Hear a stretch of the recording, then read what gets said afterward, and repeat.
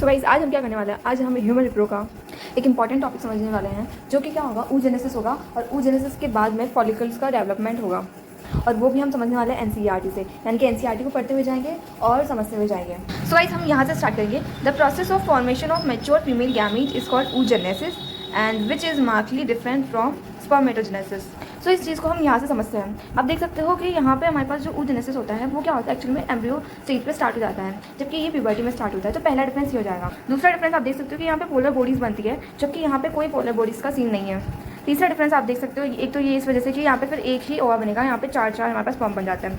लेकिन एक और डिफरेंस ये है कि यहाँ पे बीच बीच में अरेस्टिंग होती रहती है, यहाँ पे ऐसा कुछ नहीं होता रहता। तो ये थे कुछ डिफरेंसेस स्पर्मेटोजेनेसिस एंड oogenesis में। नेक्स्ट लाइन है, oogenesis is initiated during the embryonic development stage when a couple of million gamete mother cells are formed within each fetal ovary. So guys एक चीज़ तो आप ये समझिए कि अगर असर्शन ऐसा कुछ आता है कि स्पर्मेटोजेनेसिस और oogenesis में डिफरेंसेस है, और रीज़न जो है वो ये लिखा हुआ जाता है कि oogenesis is initiated during the embryonic development stage, और अगर कंप्लीट भी करना हो तो कह दे कि spermatogenesis initiated at puberty stage. तो ये यहाँ पे असर्शन रीज़न जो है असर्शन का करेक्ट एक्सप्लेनेशन हो जाएगा। देन उसके अलावा आप इस लाइन को समझने के लिए आप ये देख सकते हो, ये कहना चाह रहे हैं कि जो डेवलपमेंट एम्ब्रियोनिक डेवलपमेंट स्टेज पे क्या होता है, कपल ऑफ मिलियन गैमेट। इसका क्या मतलब है, और वो भी किसमें, ईच फीटल ओवेरी के अंदर। फीटल यानी कि अभी वो एम्ब्रियोनिक स्टेज पे है। हर एक फीटल ओवरी के अंदर क्या होता है, couple of million gametes mother cells की बात कर रहे हैं, यानी कि यहाँ पे ये उगोनिया क्या हो जाएगा, इसका उगोनिया हो जाएगा इसका मतलब। और कपल ऑफ मिलियन गैमेट मतलब तो हमें पता है कि 2 मिलियन होता है। देन अगली लाइन ये कहना चाह रहे हैं, no more oogonia are formed and added after birth. यानी कि गाइस जो अभी बन गया वो बन गया, उसके बाद ना तो कुछ भी ऐड नहीं होगा, कुछ आगे नहीं बनने वाला। नेक्स्ट कहा जा रहा है, these cells start division and enter into prophase 1 of the meiotic division and get temporarily arrested at the adult stage. So guys देख सकते हो आप, एक्चुअल में कौन सी दीज सेल्स का मतलब क्या है, एक्चुअल में उगोनिया की बात करें नहीं गाइस। उगोनिया में तो माइटोटिक डिफरेंशिएशन होता है, तो प्राइमरी oocyte बनता है, फिर बाद में meiotic डिवीजन होगा, तब जाके सेकेंडरी oocyte बनेगा। ये कह रहे हैं कि दीज सेल्स के अंदर क्या होगा, meiotic डिवीजन होगा, और वो भी प्रोफेज 1 में जाके अरेस्ट हो जाएगा। तो आप देख सकते हो इसकी प्राइमरी oocyte की बात कर रहे हैं कि प्राइमरी oocyte सेल्स में क्या होगा, फर्स्ट meiotic डिवीजन होगा, और फिर बाद में ये क्या होगा, फर्स्ट meiotic डिवीजन होगा, और वो प्रोफेज 1 की डायाकाइनेसिस स्टेज पे क्या हो जाएगा, अरेस्ट हो जाएगा। ये कब की बात है, ये एम्ब्रियोनिक स्टेज की बात है। अब ये अरेस्टिंग कब ओवर होगी, यानी कि कब जो है वो अनलॉक हो जाएगा, जब प्यूबर्टी आएगी। At that stage and cold primary oocyte। So guys अब आप देख सकते हो कि हमारा ये प्राइमरी oocyte बन के रेडी हो गया है। अब हम क्या करेंगे, बाहर की कोटिंग करते रहेंगे, primary follicle, secondary follicle, tertiary follicle, ये बनना स्टार्ट हो जाएगा। ये चीज़ आप यहाँ से देख सकते हो, ये हमारा प्राइमरी फॉलिकल हो गया। देन इसके बाद हमारा सेकेंडरी फॉलिकल है ये।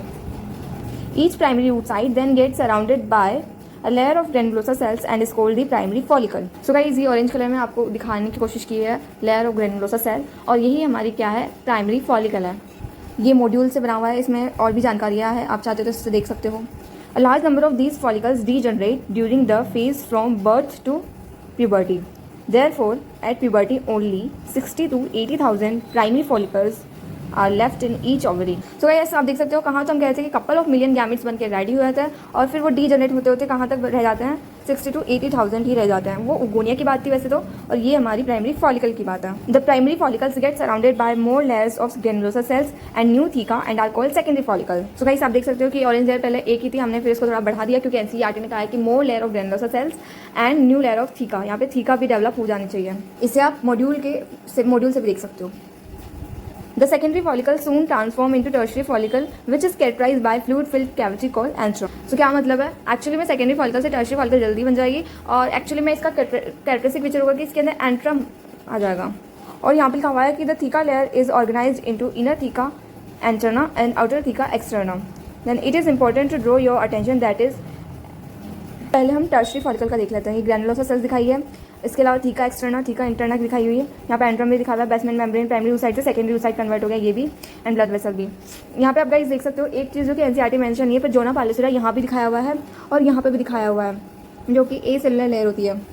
तो ये किस में अटेंशन देना चाह रहे थे एक्चुअली में, that the primary oocyte with in the tertiary follicle grows in size and completes the first meiotic division. It is an unequal division resulting in the formation of the large haploid secondary oocyte and the tiny first polar body. So यहाँ से आप देख सकते हो कि primary oocyte secondary oocyte में convert हो चुका है, और क्या कहा जाता है कि कंप्लीटेड प्रायर टू ओव्यूलेशन, और फिर बाद में सेकेंडरी oocyte के बाद क्या होगा वो देखेंगे। ये आप देख सकते हो कि फीटल, इसके अलावा ये बर्थ, फिर चाइल्डहुड आएगा और फिर प्यूबर्टी के टाइम ऐसा हुआ है, ठीक, ये फर्स्ट पोलर बॉडी। और फिर बाद में जो है एडल्ट रिप्रोडक्टिव लाइफ जब आएगी तब हम कह सकते हैं कि यहाँ पे ओवम भी बनेगा।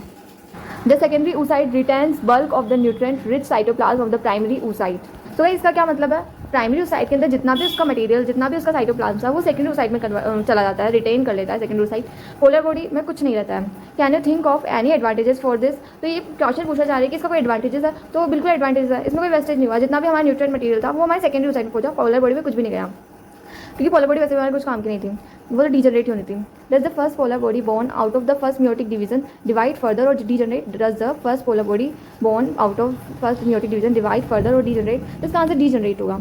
Eight present we are not very certain about this. अब ये एनसीईआरटी वाले तो सर्टेन नहीं है, तो शायद नहीं होता होगा certain. The tertiary follicle further changes into the mature follicle और ग्राफियन फॉलिकल।